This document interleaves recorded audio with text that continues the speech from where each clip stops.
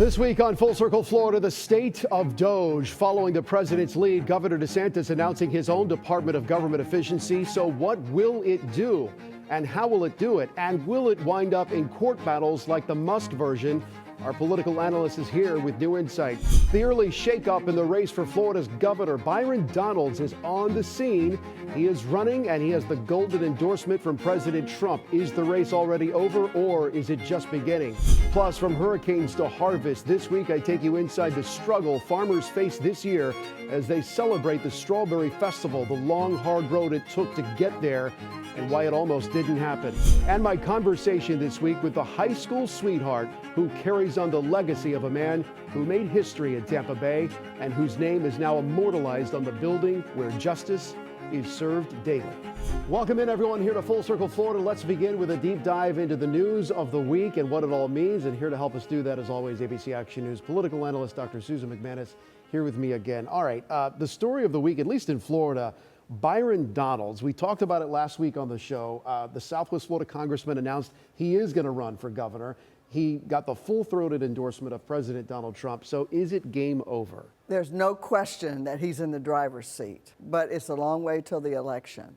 And of course, the other kicker of the week was John Morgan announcing that he might form a new party and might run as governor. The attorney that's on all the ads, everyone knows John Morgan. Of Morgan and Morgan. Yeah. So it's a long way, but certainly voters in Florida will remember the power of a Trump endorsement. After all, DeSantis was elected because he got that endorsement over a very popular, at that time, Republican, Adam Putnam. So right. Endorsements matter. Well, and he said, Donald said that he wants to earn the support of Governor Ron DeSantis. DeSantis has mentioned his wife Casey as a possible candidate.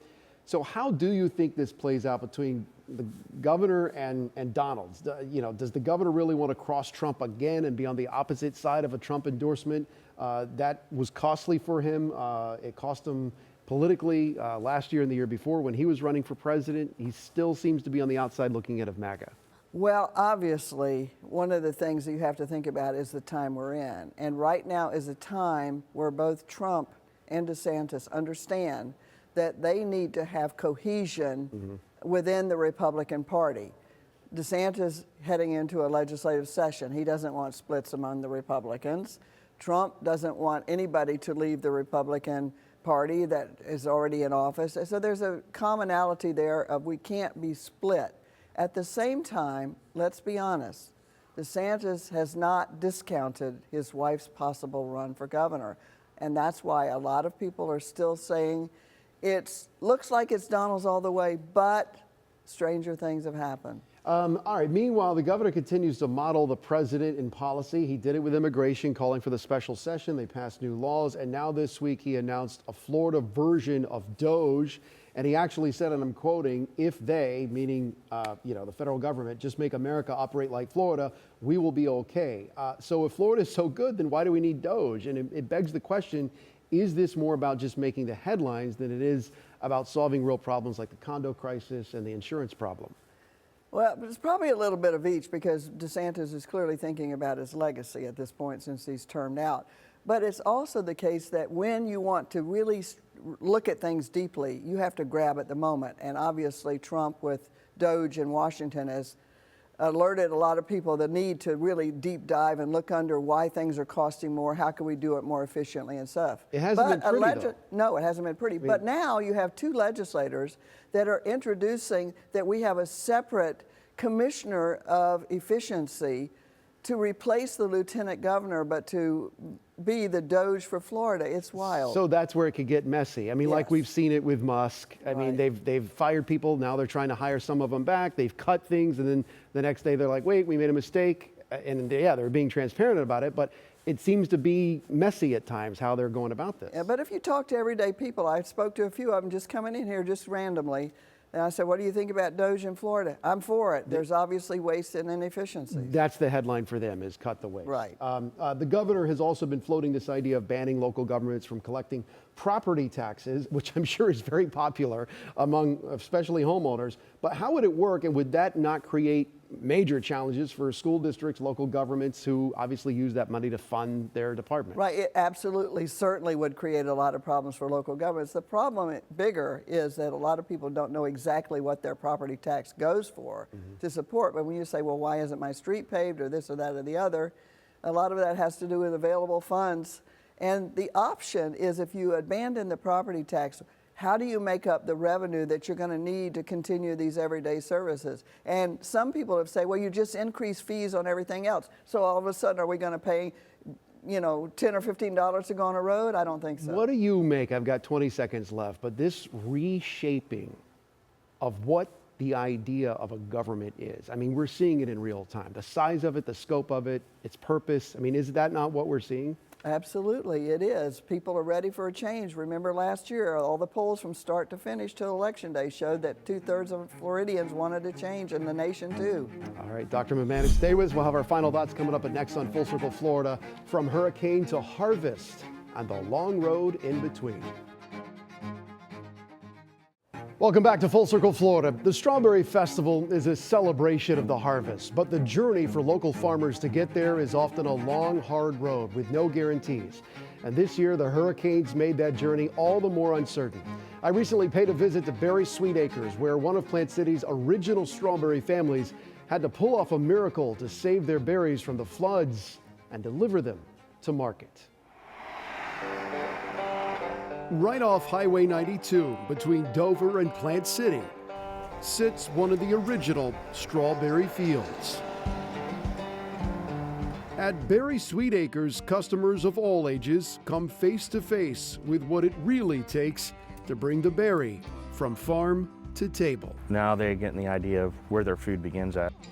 Matt Park is a fourth-generation farmer from the famous Parksdale family.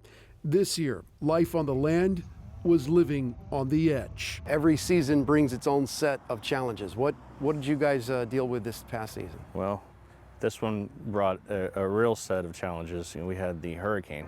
Northwestern Polk County and all of Pasco County under flash flood warnings. He lost 30% of his crop. Hurricane Milton hit right in the prime of planting season. The first morning, right after the hurricane had passed, and we came out, and this field was underwater all the way up to the highway. 22 inches of rain fell in 24 hours. Was there a moment where you thought, am I going to be able to plant this year? Did you think that was possible? Oh yeah, we thought it was the apocalypse for our farm. Wow. We had water in places we never ever thought we could have water standing. We had water coming over top of hills because it was trying to find the easiest way to get out of an area. And literally I've seen waterfalls coming over hills in some of my fields, and I was just like, how's that even possible? You didn't know what to do. You're like, we can't call it quits. We're too much invested, so we can't just like sit this year out. We had to pull it together. It sounds like it was a lot of work up front to get to the point that you are here today to have this harvest. It was just a lot of blood, sweat, and tears. Blood, sweat, and tears that paid off in the ground. Ironically, the hurricane rushed planting season and ended up producing an even sweeter berry. It'll hold the quality better because the younger the plant, the better the quality is going to be of the fruit. We have dealt in Florida with these hurricanes. It does seem like, compared to, say, when we were growing up in the 80s and 90s, they were kind of far and few between. They do seem to be coming at an increased frequency. What do you think about when you look down the road? How do you plan around that? Can you plan around that? My dad said in the 70s it was warmer in the 70s than it was in the 80s, and it was in the 90s. The 80s and 90s were really cold.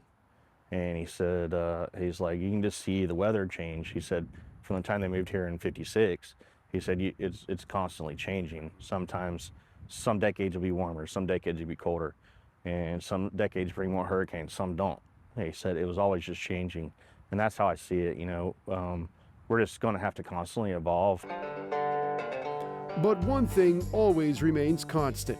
This community, these people, these farmers are there for each other from hurricane to harvest. We've always communicated with the neighbor. If there's something, if you ever need help, somebody will help you. Or if you have questions, or if they find something out there, and y'all are closer, are going to tell you about it, you know, something to help you out. In the Florida strawberry community, that's unique because in other regions that grow strawberries in the United States, it's different. It's a big corporate area, and people are not there to help you. They're there just to keep them moving forward, and if they can put you behind, that's better for them, right?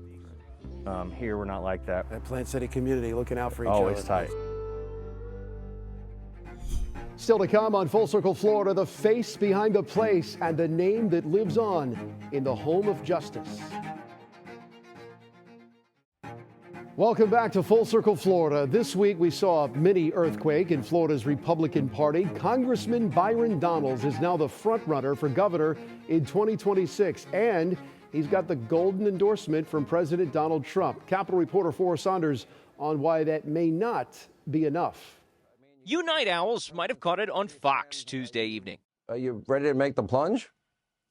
Well, look, Sean, after a lot of prayer, a lot of thoughts with my family and my friends, I'm here to announce my candidacy to be the next governor of the great state of Florida. Congressman Byron Donalds saying he wants to take over for Florida's governor when he terms out in 2026. We've had a great governor. Governor DeSantis has done a tremendous job for our state.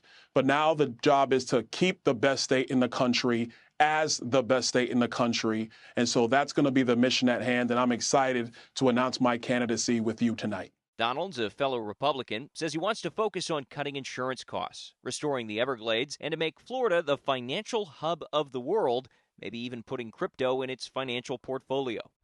Donald's first campaign press release out not 24 hours later. It offered his bio and had that endorsement from President Donald Trump right at the top. Some Florida Republicans now eager to do the same. We need a strong leader, and we need somebody that can work with the legislature, that can work with everyone, but also be the face and be somebody that can be the future of our party and the future of Florida.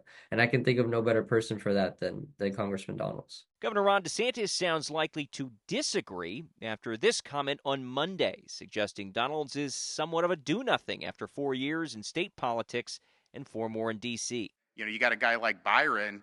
He just hasn't been a part of any of the victories that we've had here over the left over these last years. He's just not been a part of it. He's been in other states campaigning, doing that, and that's fine. But okay, well then deliver results up there. Pundits think DeSantis has another candidate in mind, his wife.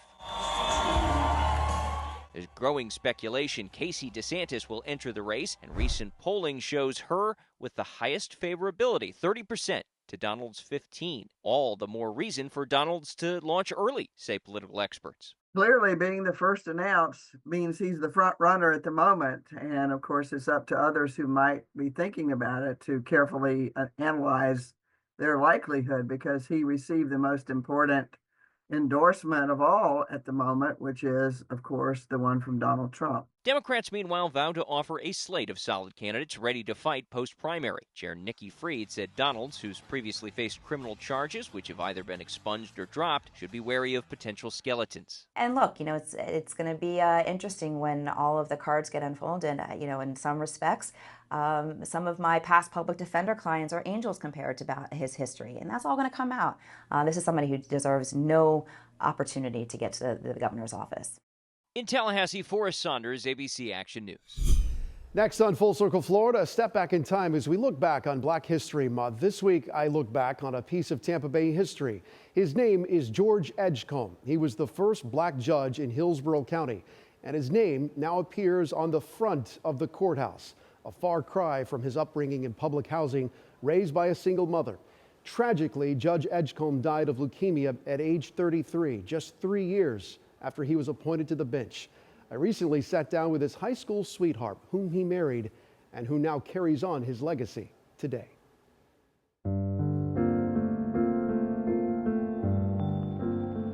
What was that like to be in that time and actively participating in it as he was, and I'm sure you were as well?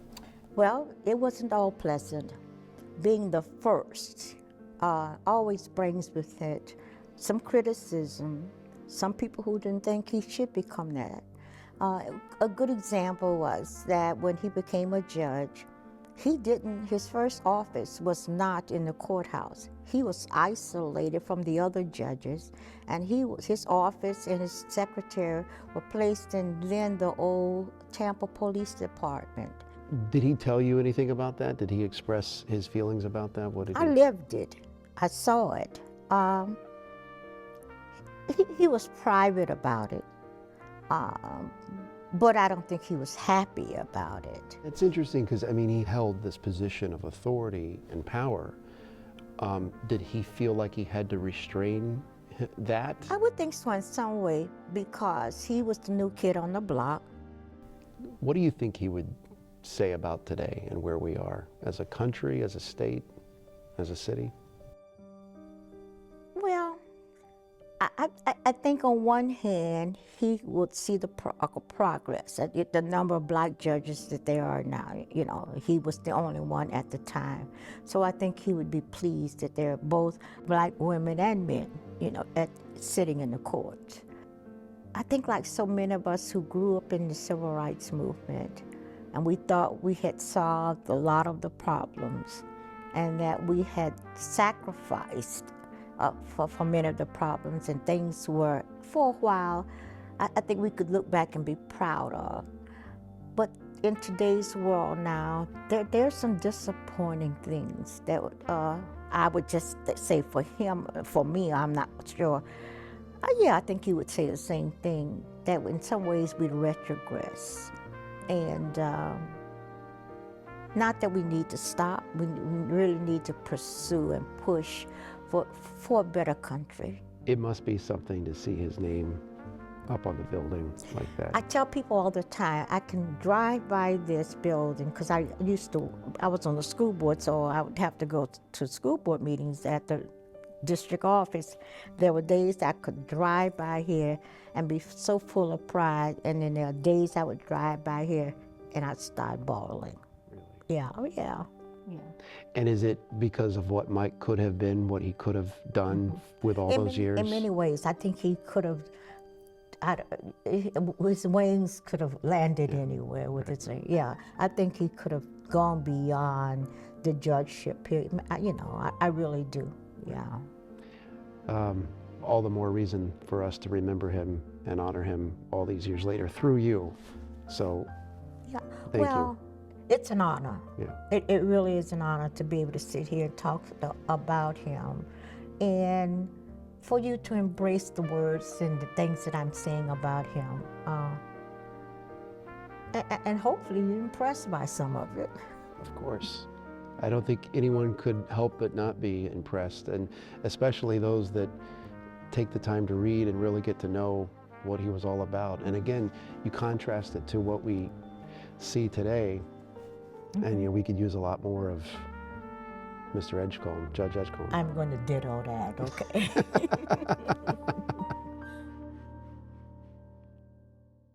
Our final thoughts when Full Circle Florida continues. Okay, time for final thoughts on this week that was and what we're paying attention to next week. You know, one thing I did notice, Susan, was that Ashley Moody, the U.S. Senator, newly appointed, and State Attorney General James Uthmeier, they both filed paperwork to run. So the future faces of Florida leaders starting to come into sharper focus here. They're going to try to keep those seats. And they're also reflecting the public's desire for younger people in office. And we've seen that. The national leadership in both parties has been very old, and a lot of attention's called to it. So obviously here you're seeing a different direction. What are you paying attention to next week? Oh, well, of course, the start of the legislative session. That's right. And the same day, the president is going to address the nation. Think of that, two events of that magnitude in the same day. And because it's his first address, not technically the State of the Union, it's just addressed to the nation. Just addressed to, right. So we'll see what President Trump has to say. We'll be talking about that next week. Thanks for being with us as always. Thank you for watching us here on Full Circle Florida. We hope you'll join us again next week. Make sure to add our free 24/7 streaming news channel, ABC Action News Plus. There you'll find all the in-depth reports on the stories that matter to you. Have a great week.